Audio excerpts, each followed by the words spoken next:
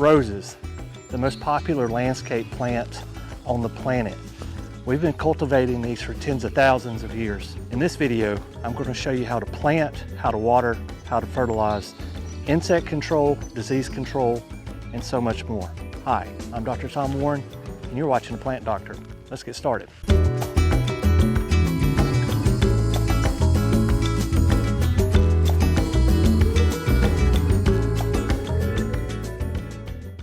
Roses are in the family Rosaceae, and this is a huge family of plants. There's over 5,000 members of the family Rosaceae, and there's over 20,000 cultivars. Just to give you a glimpse into how big this family is, all apples, all apricots, all blackberries, all strawberries, all peaches, all almonds, and of course roses are in this group. Just a massive group of plants, but they all have some cultural characteristics that they share, and one of those with the site selection is being full sun.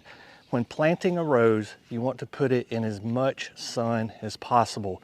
The more shade that it gets, the more leggy your plant's going to be. Also, it's going to be more prone to getting diseases that we'll talk about later. So when you're selecting a site, find full sun. Another thing that you want to look for is well-drained soils. If you have heavy clays, so if you look at your ground and you have ground that looks gray, anaerobic clays, roses, anything in the rose family is not going to do good in that soil. Ideally, you want a sandy loam that is moist but well-drained for any member of the family Rosaceae. So we've mentioned there's almost 5,000 species in the family Rosaceae. And even within just the genus Rosa, which the roses are a part of, there's thousands of cultivars, but we can group these into 4 subgroups. The first group is going to be the hybrid tea rose. So a hybrid tea is a traditional rose that you may go pick up at a florist. It has a long stalk with a single flower on top. And this is what this rose is here. It is a hybrid tea rose. The next type is what we call floribunda. Floribunda has a very similar look to the hybrid tea. The only true difference being is that the flowers are going to be in clusters. You're not going to have a single flower on a single stalk. You'll have multiple flowers per stalk. The third type is a climbing rose. So a climbing rose is going to need something to grow on. This is more of a vine type rose. So you need a fence or a trellis or an arbor to train this rose as it continues to grow. They can get very tall. They can get 30, 40, 50 feet tall if you never prune them, and they'll just trail and trail and trail. They're very pretty, but you need a lot of space to grow them. The fourth group is going to be the miniature rose. So man has bred the hybrid tea rose into so many different variations that one of those is a miniature rose. So all a miniature rose is a dwarf hybrid tea rose. So if you're growing in a pot, you have limited area to grow your rose, you may want to consider a miniature rose for those compact tight spots. Once you've found the correct area with the right amount of sunlight and the right soil type, the next thing you want to look at is how big does your rose get? Do you have a miniature rose or do you have a big rose? You're going to need enough space for that rose to get mature. So in this area here, I have plenty of room for this Julia Child's rose. This is a bush form rose that I can keep pruned in that 3 to 4 foot tall range and a 2 to 3 foot wide range as well. And so this is the ideal spot. So the sun rises behind the camera, comes over my right hand shoulder and sets over here behind us, and it's in full sun. It's going to get 12 plus hours of sun here during the summer. Off to my left, I have a butterfly bush and I have a sedum autumn joy as well. All these plants love full sun. The good thing about the butterfly bush and the sedum is that they're perennial. I cut those back every year and they start over fresh. So I don't have to worry about my roses and my sedums and my butterfly bushes all growing into one big mass, because we're essentially starting over every year with the sedum and the butterfly bush. So off camera, I've already removed back this layer of pine straw where we're going to plant this rose. And I've got the camera angled as such to try to get a close look at the ground and how I dig this hole. And so I want my hole to be as deep as the root ball is tall. You do not want to plant your rose too deep. And there's a couple of reasons for that. One, your rose does not like to have wet feet, like we mentioned earlier. If you're planting in heavy clays, you're gonna have some issues. But two, oftentimes roses can be grafted. And all a graft is where we took a part of one rose called a scion and grafted it to another different rose called a rootstock. If we cover that up where the scion and the rootstock meet, that's just a place for mold and bacteria to start to grow on our rose, and that's not a good thing. Also, you want to get your hole roughly twice as wide as the root ball is for your rose. So we've got a little 3-gallon pot here. So I'm going to dig out roughly twice as wide as this 3-gallon pot. And that hole looks pretty good. A pro tip for you when determining how deep your hole actually is, or how deep you should dig your hole. If you're a seasoned landscaper like me, you can probably just eyeball it. But what you can do, take your shovel handle, put it at the base of your pot, see where the root ball of the plant lines up on your shovel handle. And for me, it was roughly that deep. Then I can go back to my hole, put the shovel handle in the hole, and that mark that we just made needs to be aligned more or less with the top of the root ball and the top of the ground. So now that we have our hole dug in the right place in the yard at the right depth, it's time to plant our rose. And this may be obvious, there are some thornless roses, but most roses will have thorns. I would encourage you to wear gloves while doing this. And how I want you to take your rose out of the pot, just don't grab the vegetative material and pull up. A lot of times I see homeowners make the mistake of doing this, and they're breaking the root ball away from the green vegetative material, and we don't want to do that. So lay your rose on the side, press on the side of the pot. That's going to loosen your root ball up a little bit, and then hold the plant on its side, and this is where the gloves come in handy. We're going to take between our index and thumb like this and grab the base of the rose, put it on its side, take one of our fingers, put it in the wheat pole on the back side. Be careful when you remove the pot. If your rose is not fully rooted out, you may have some potting mix fall off. So if that happens, you may want to lay it on the ground before you finish removing the pot.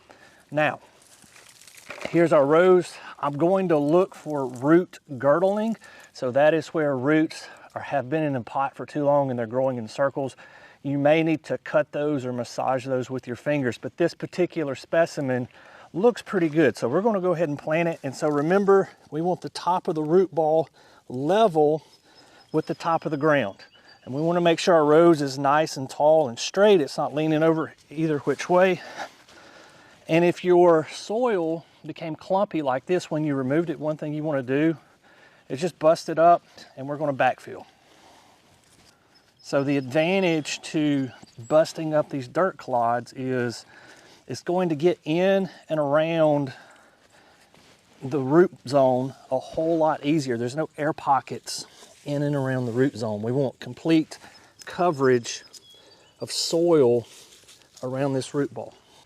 Once you have successfully planted your rose, you'll want to go ahead and water in your rose thoroughly. I'm going to water this to the point of saturation. One, there's going to be a little bit of transplant shock. Two, just like with crushing up our dirt clods, the water going in between the root zone and the native soil is going to help get the native soil right up against the root ball so we don't have any air pockets in our planting hole. And this is also a good opportunity to talk about watering regimen moving forward with your rose. Through the first year of this plant's life here in the ground, I'll probably water this twice a week. After that, I'm not going to water it at all unless I enter drought conditions. Now, your situation may be a little bit different. I'm in zone 8A in the southeastern United States. My area gets 54 inches of rain per year. I don't have to water a lot of this stuff, but if you're living in a more arid climate, you may have to come out and water once a week. But a good rule of thumb, whether your rose is in a pot or in the ground, throughout the first year, just use the finger check rule. So put your finger all the way in the ground, your index finger, in between the native soil and the root ball. You should be able to easily get it down in there. And if your fingertip is completely dry when you do that, just go ahead and water. If you feel moisture down there, wait. And it's as easy as that. Roses are fairly drought tolerant. You're not going to lose them if they go without water when they need it for 2 or 3 days. They may wilt a little bit, but they'll perk right back up for you. One more thing we should mention about watering roses is what part of the day to water rose. I don't want you to water these late in the evening. Reason being is this: roses are notorious for getting fungus issues, in particular black spot. So when we water and we have all these little water droplets sitting on the leaves, if that's happening in the middle of the day, it's not that big of a deal. They're going to evaporate relatively quickly. If we water right before dark, that water is going to sit on the rose leaves all night, and that's just an opportunity for those funguses to attach to the leaves and begin to reproduce. So if you can, water early in the morning, and that gives you the maximum amount of time for the water to evaporate off the leaves. Ideally, we want to fertilize roses in the early spring as the new foliage begins to emerge. And I like to use an organic product from Espoma. And this particular bag is holly tone. They have berry tone. They also even have a rose tone. But I'm going to give you a pro tip here. If you look at the guaranteed analysis of the Espoma organic products, regardless if it's holly tone, berry tone, rose tone, it's all the same. It's the same ingredients, it's the same mixtures. So if you can't find rose tone, which by the way, I'll leave some down in the description below, you can pick up some holly tone and it works just as well. So here again, I like doing this in early spring. I'm a little late here. We're in mid-spring, but I'm going to do this for demonstration. And the way that this organic fertilizer works is bacteria in the soil begin to break it down. So as the soil temperatures rise, the bacteria, they come out of dormancy, they feed on the fertilizer, which in return feeds our rose. A synthetic fertilizer that I like to use, and ideally if you're planting roses, let's say late spring into summer, you may want to go this route and then the following year use the organic fertilizer, is Osmocote. So Osmocote is a slow release synthetic fertilizer. It has all of your macronutrients, so all of your nitrogen, your phosphorus, your potassium, as well as your micronutrients. So all those things that we don't necessarily associate with plant health. There's 18 essential elements that plants need to complete their life cycle. Things like magnesium, manganese, copper, molybdenum, just some random elements. It's all in here in the correct amount. So you can put a tablespoon of Osmocote on either side of your rose, so like a half circle on the front side, half circle on the back side, and then the following spring you can circle back around and start using those organics that work with your soil to feed your plant. Let's talk about diseases in roses. We've already mentioned black spot, and there's some diseases like black spot that we can control.